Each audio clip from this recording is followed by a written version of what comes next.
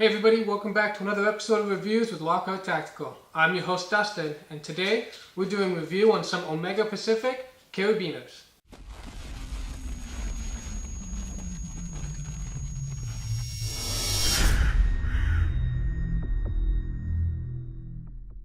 Today we have a couple of different options for your carabiner selection.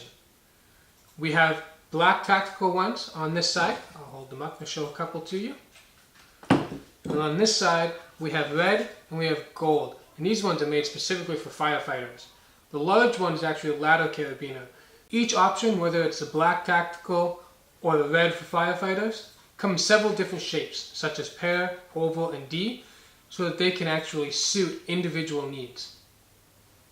There's a couple different locking mechanisms that they also come with. There is a manual lock.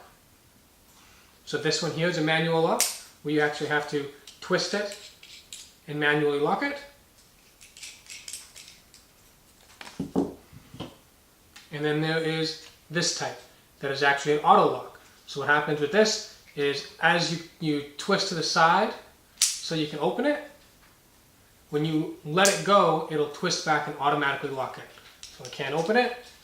Now I can. I let it go. Can't open again.